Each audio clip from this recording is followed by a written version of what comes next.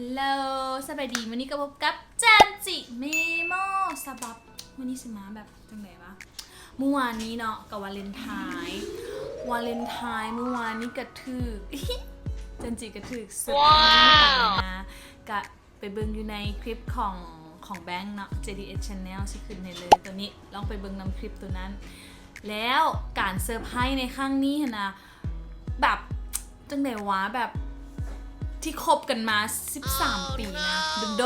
นแบบ5 ปี4 ปีอย่างสินะบ่าเอาให้บางเทือซื่อๆแต่ว่าเทือนี้เนาะเพิ่นเซอร์ไพรส์ด้วยแบบซอดอกไม้จ้ะว้าวมื้อนี้แบบจันจิมาเจอปัญหาโอเคได้แบบว่าขอบใจเนาะแบบกระเซอร์ไพรส์กับตื่นเต้นแหละแต่ว่าที่ว่าอยู่ในคลิปนะที่ว่าแบบบ่ได้เห็นตื่นเต้นก็ยังอึ้งอยู่สินะแล้วก็คนหลายอย่างแน่แหละแล้วก็แบบบ่ได้ขอบใจก็สิมาขอบใจในคลิปนี้ซะแล้วก็มาเจอปัญหาเมื่อกี้แหละที่ว่าเว้า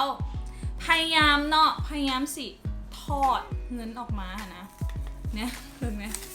ทอดเงินออกมาเพื่อมันหนักปะสิซะเป็นไผ่กับเนาะแกะออกกับแกะบ่ได้อยากบอกเนาะว่าเทือนหน้านะโอนมาก็ได้เนาะบัญชีก็มี1บ่สั้นกะเอาเงินให้เป็นรับลูกมันก็ง่ายกว่า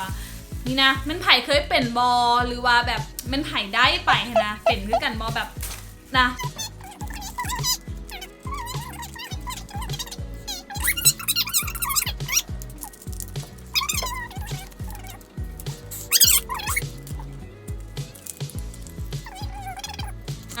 ปีหน้าหันเอาแบบ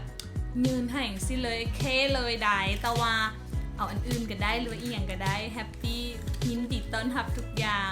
แล้วก็แฮปปี้วาเลนไทน์เด้อทุกคนมาซาไปมื้อหนึ่งเมื่อวานนี้ก็ไม่ได้รีวิวเนาะเพราะว่ามันเด้อบ๊ายบาย